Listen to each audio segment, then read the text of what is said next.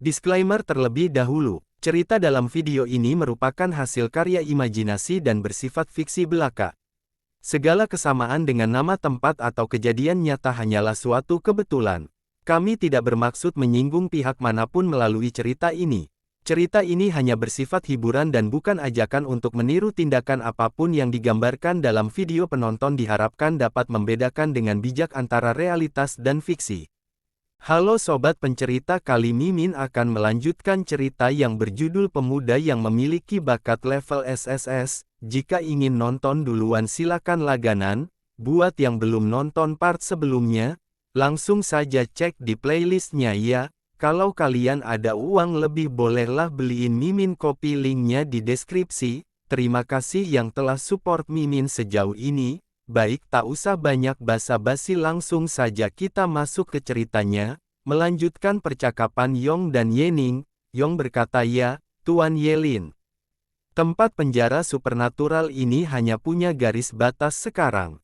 Sistem misi belum terbentuk. Jadi, sekarang lebih aman untuk pergi ke sana sebelum terbentuk selesai. Jika ada yang salah, kita hanya perlu lari keluar garis batas. Selain itu, Dungeon supernatural kelas A biasanya berisi banyak tubuh roh. Tapi Dungeon ini hanya punya satu saat ini, badan roh yang lain masih belum terbentuk." Yening merespon, "Aku mengerti apa yang kau coba katakan padaku, cukup katakan padaku apa saja syaratnya." Yong menjelaskan, "Selama kamu berminat pergi bersama kami kali ini, bahkan jika kami gagal menyelesaikan Dungeon, aku tetap akan memberikanmu 10.000 kredit. Jika kami berhasil, bukan hanya 70% dari keuntungan akan menjadi milik Anda. Tiancheng Merchant Group juga akan membayar Anda 30.000 kredit lagi." Tian Ran merespon kemurahan hati yang sangat besar. "Saya dikalahkan bahwa mereka ingin membuat panduan pembersihan untuk bisnis masa depan." "Anda benar Tuan Yelin. Jika Anda punya penyakit lain, ceritakan saja pada saya." Yening menambahkan, "Syaratnya kamu memang cerdas, kecuali manfaat yang kamu katakan, saya juga akan mengambil 20% dari apa yang mereka hasilkan setelahnya. Dan juga, beberapa buah roh tingkat tinggi. Kita berpindah tempat ke desa Hebei." Yening sedang ada di dalam mobil untuk menuju ke Dungeon kelas A. Dia bergumam, "Wabah gerombolan zombie Zenji yang akan dimulai 2 hari lagi. Skill ultimate saya juga dalam waktu cooldown. Saya akan memanfaatkan waktu ini untuk menyelesaikan Dungeon seperti ini yang tidak memerlukan keterampilan jenis fisik." Mobil yang mereka berhenti di dekat segerombolan orang, Yong memanggil Yening untuk mengajak turun. Mereka berdua turun dan berjalan ke dekat segerombolan orang itu. Orang baju hijau itu menyapa, "Anda pasti Sir Yelin. Saya putra wakil Presiden Tiancheng Merchant Group, Wang Zheng. Adalah kehormatan bagi saya bertemu dengan Anda." "Oh, aku sudah mendengar tentangmu dari Chen Yong," jawab Yening. Wang Zheng memperkenalkan orang-orang yang di sampingnya. "Ini Fang He, seorang psikis dan agile series awakener. Dia seorang profesional yang saya sewa dengan harga tinggi. Sisanya adalah pekerja saya." Fang He merespon, "Aku hanya orde kedua. Jika kita berbicara tentang harga, saya tidak ada apa-apanya dibandingkan dengan Sir Yelin yang hebat." Yening hanya diam mendengarnya. "Haha, Tuan Yelin, jangan tersinggung, Saudara Fang adalah orang yang terbuka. Tapi dia punya pengalaman dalam menyelesaikan ruang tanah supernatural. Sekarang karena ucapan selamat kita sudah selesai, mengapa kita tidak masuk ke dalam dan melihatnya?" Yening menjawab dengan cuek, "Baiklah, terserah pada kamu." Mereka berjalan ke tempat masuk. Fang berkata ke Yening, "Dengarkan perintahku, setelah kita masuk, kalian harus mengikuti petunjuk yang saya terima dari sistem saya.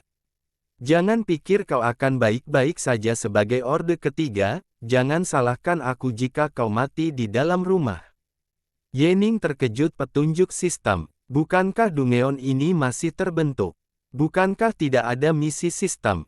Fang menjelaskan dengan sok, "Keren itu kemampuanku. Jika saya mendekati petunjuk, saya akan menerima beberapa petunjuk dari sistem, itu setara dengan informasi misi. Yening setelah mendengar itu dia berpikir jenis talenta seperti ini sangat langka, seperti mengetahui segala sesuatu tentang sebuah misi, namun Anda dapat memilih untuk tidak mengambilnya. Seperti Chen Yong dan Wang Zheng melakukan banyak persiapan untuk Dungeon ini. Tempat ini ada di tepi sungai, warga desa ini menjual air ke zona aman sebagai mata pencarian. Namun, kami menemukan bahwa roda becak mereka sudah berkarat, ini berarti mereka sudah lama tidak pergi ke zona aman. Yong berkata, apakah Anda melihatnya? Mereka tidak menyadari bahwa mereka harus menjual air mereka. Seperti mereka terperangkap dalam siklus yang tak berakhir. Mereka terus mengambil air dari sungai dan mengisinya ke dalam toples yang penuh. Jelas Yong, tiba-tiba ada orang datang ke arah mereka sambil bertanya, tentara, Anda dari mana? Yong menjawab, kami adalah militer dari zona aman Zhenjiang. Ada orang yang melaporkan tentang air di sini yang tercocor. Saya tahu itu. Wanita yang mati di dalam sungai akan membunuh kita semua. Yening langsung berkata, jadi, sungai itu memang tercemarkan. Kapan itu terjadi? Apa penyebabnya? Orang itu menepisnya, tidak, saya hanya menebak-nebak, sungai di sini sangat bersih. Yening mengancam, jika Anda tidak menjelaskan semuanya sekarang, kami akan terpaksa menahan Anda. Orang itu ketakutan, lalu menjelaskan, Tuan, 7 hari yang lalu, kematian Zhang Sue tidak ada hubungannya dengan kita. Dia mencuri sesuatu dan melompat ke sungai. Hari itu ada hujan badai, arus airnya sangat cepat, dia menghilang dalam sekejap mata. Yening dan Yong bertanya sambil mendekat. Apakah dia melompat ke sungai? Setelah mencuri sesuatu, apakah Anda memaksanya untuk melakukannya? Orang itu menyangkalnya, tidak. Itu benar-benar tidak ada hubungannya dengan kita. Itu benar-benar tidak ada hubungannya. Yong berkata, jika itu tak ada hubungannya dengan Anda, kenapa Anda mundur? Yening menghentikan Yong. Jangan lakukan apapun. Yening berujar, meskipun pria ini terlihat normal, kamu dapat melihat bahwa tangannya telah lama berada di dalam air. Jika benar-benar ada yang salah dengan dirinya, kami akan berada di pihak pasif jika kami melakukan sesuatu. Fang merespon, saya tak pikir itu. Kamu akan bereaksi sangat cepat. Yening menenangkan orang itu, tenang saja. Di mana keluarga yang mati? Bawa kami ke mereka. Jika kami benar-benar tidak menemukan apapun yang berhubungan dengan Anda, kami tidak akan menimbulkan masalah apapun bagi Anda. Baiklah, orang itu sudah mengantar Yening dan yang lainnya. Orang itu memberitahu itu rumahnya, hanya tinggal ibu dan putrinya, Li Rou. Rumahnya terlalu dingin, saya hanya bisa membawa Anda ke titik ini. Wang Fang dan Yong berkomentar, dingin sekali. Kenapa di sini terasa seperti musim dingin? Seperti ada yang salah dengan rumah ini. Terlihat ada banyak air yang sudah penuh. Yening melihatnya, ia berkomentar, mengapa ada banyak toples air dan noda air. Terlihat ada nenek yang sedang mencari sesuatu di dalam air. Mereka serentak berkata, sial. Fang merespon, tidur, menurut perasaanku, dia hanya terkena Dungeon. Tapi dia belum berubah menjadi tubuh roh. Nenek itu bertanya, siapa kalian? Yening menjelaskan, nenek, kami di sini untuk menyelidiki peristiwa putrimu yang tenggelam. Apakah seseorang memaksa dia untuk melakukannya? Jika itu benar, kami akan membantu Anda menegakkan keadilan. Nenek itu menjawab, putriku ada di dalam air, kamu harus membantuku menemukannya. Terus dia mengulanginya lagi. Di dalam air, kamu harus membantuku menemukannya. Harus membantu Mi menemukan dia. Yong berkata, Tuan Yelin, seperti dia benar-benar hilang, kita tak bisa mendapatkan apapun darinya. Yening tidak merespon perkataan Yong, dia bertanya ke nenek itu lagi. Nenek, di mana cucu perempuanmu? Nenek memberitahu, cucu perempuanku. Dia sedang mengambil air dari sungai, dia akan kembali pada malam hari. Yening bertanya ke Fang, apakah Anda menerima petunjuk dari sistem Anda? Fang menjawab, belum, kemampuanku hanya aktif ketika aku di dekat petunjuk utama. Saya berspekulasi bahwa putrinya, Li Rou pasti menjadi kunci untuk ini. Yong bertanya mengapa. Fang menjawab sambil sedikit mengeluarkan keringat. Yang aku ingin katakan adalah bahwa hari akan segera menjadi gelap, mengapa kita tidak menunggu di sini saja? Yening mulai curiga. Dia berpikir Fang ini sepertinya menyembunyikan sesuatu. Tenggelam, mayat yang hilang, ibu, anak perempuan, mengambil air. Apakah orang-orang ini mengambil air dari air karena hantunya mempengaruhi mereka dan menemukan mayatnya di dalam sungai? Ada anak perempuan muncul sambil membawa seember air. Li Rou, kamu kembali. Mereka mendengar perkataan itu serentak menoleh. Li Rou berbalik. Yening menutup hidungnya. Dia bergumam bau darah yang sangat kuat. Ember air yang dia pegang. Yening mengaktifkan kemampuannya Psychic Probe Full Activation. Yening berfokus ke ember yang dipegang Li Rou. Itu lidah manusia. Li Rou bertanya, siapa kalian semua? Fang berbisik ke timnya, saya baru saja menerima petunjuk dari sistem, jangan buat dia marah. Yening mendekat. Dia berkata, kami adalah kelompok investigasi militer dari zona aman Zhenjiang. Seseorang melaporkan bahwa ibu Anda hilang. Li Rou membantah perkataan Yening. Dia tidak hilang, dia dibunuh oleh orang-orang di dalam desa. Mereka menyebarkan rumor tentang ibuku dan menyebabkan kematiannya. Yening berkata kembali, saya melihat. Kami merasa sangat kasihan padamu. Tahukah kamu siapa yang menyebabkan kematian ibumu? Kami dapat membantumu menangkap mereka. Li Rou menjawab, tentu saja saya catat semua nama mereka. Sambil memberikan kertas. Baiklah. Kita akan mencari ibumu terlebih dahulu, kemudian kita akan menangkap orang-orang ini, oke? Li Rou merespon, ibu sudah di rumah, kalian tak perlu mencarinya. Kalian bisa menangkap mereka sekarang. Yening kebingungan. Dia berpikir, tak perlu mencarinya, bukannya mayatnya terhapus sungai. Lalu apa maksudnya dengan kembali ke rumah? Li Rou memastikan perkataan Yening sebelumnya. Apakah Anda ragu? Apakah kamu berbohong tentang kamu yang akan membantuku? Yening bergumam, Fang, dia bilang bahwa saya tak bisa membuatnya marah, tetapi menangkap orang-orang sekarang adalah terlalu terburu-buru. Yening menjelaskan ke Li Rou, tentu saja tidak, kita hanya perlu menyusun beberapa dokumen untuk menangkap orang-orang itu. Saya yakinkan kita akan menangkap mereka besok pagi. Baiklah kalau itu. Jika kalian bohong pada saya, akan saya bunuh kalian semua. Ujar Li Rou sambil mengeluarkan aura keunguan. Mereka semua terdiam kaku. Setelah Li Rou pergi mereka mulai berbincang. Fang berkata, kita akan tinggal di dalam rumah terlantar ini malam ini. Chen Yong dan Wang Zheng tidur bersama saat yang lain berpisah. Wang Zheng dan Yong mengiyakannya sedangkan Yening kebingungan. Dia bertanya mengapa kita terpecah dalam kondisi ini.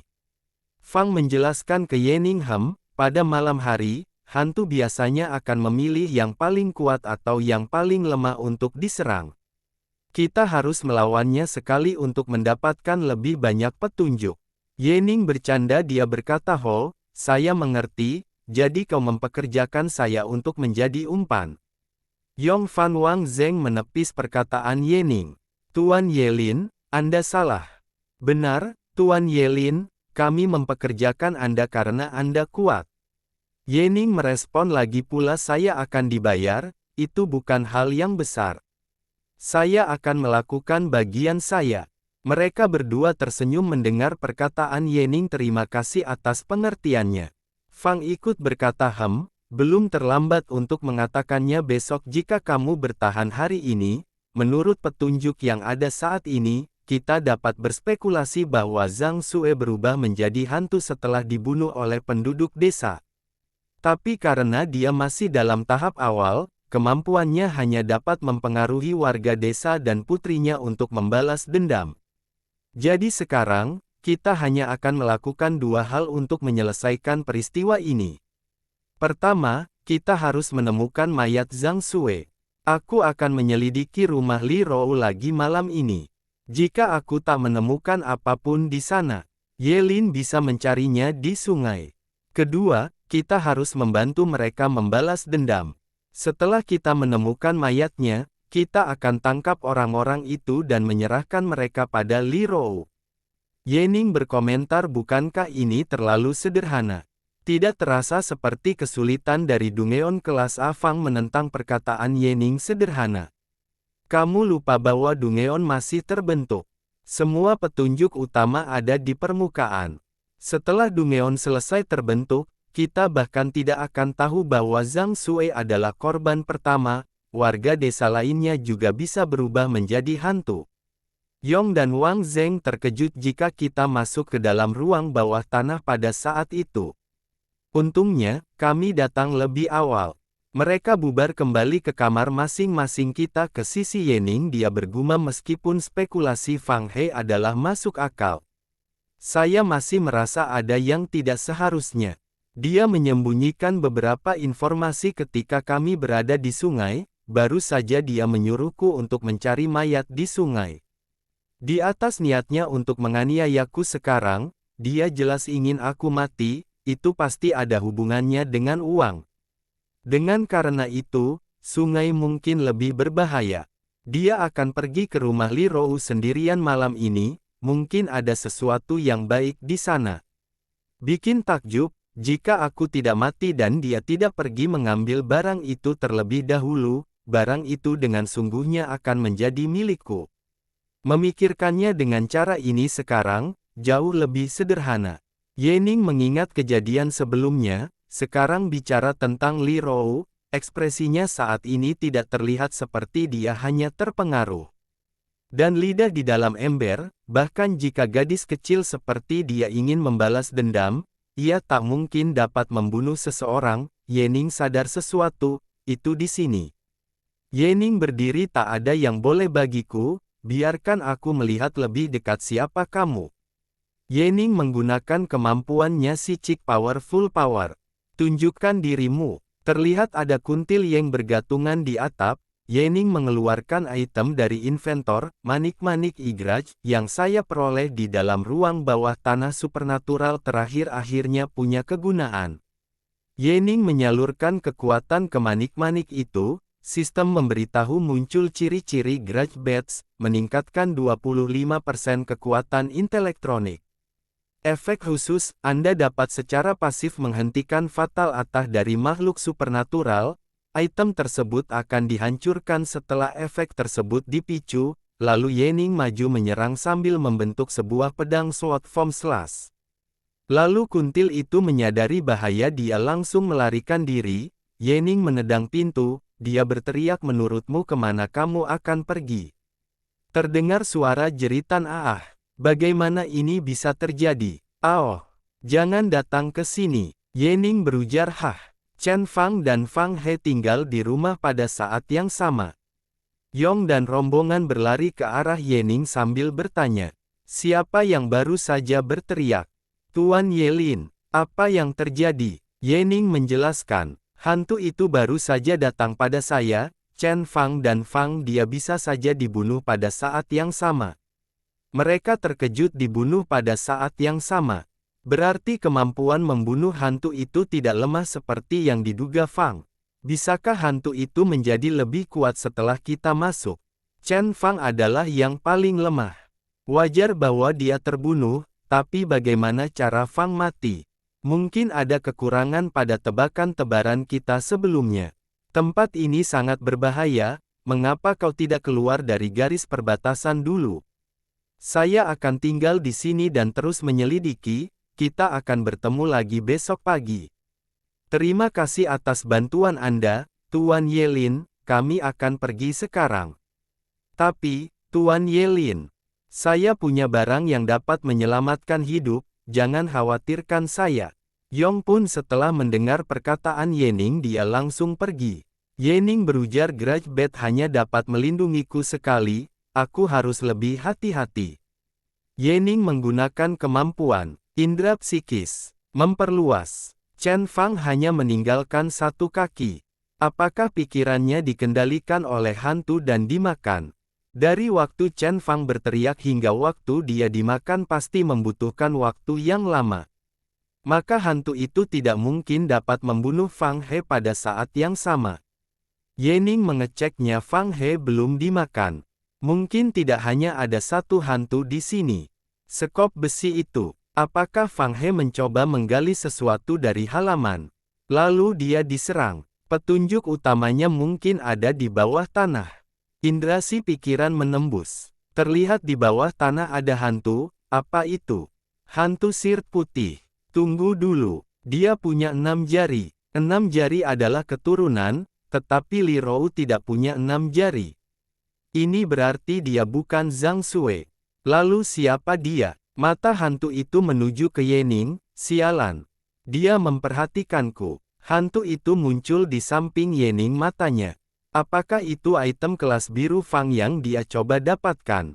Ye Ning mengeluarkan manik-maniknya kembali, keluar web aura ungu yang ingin menyelimuti hantu, tapi bisa dipatahkan dengan ditebas. Hantu itu menyerang Ye Ning, masih bisa dihindari. Ye Ning bergumam, aku harus keluar dari tempat ini segera.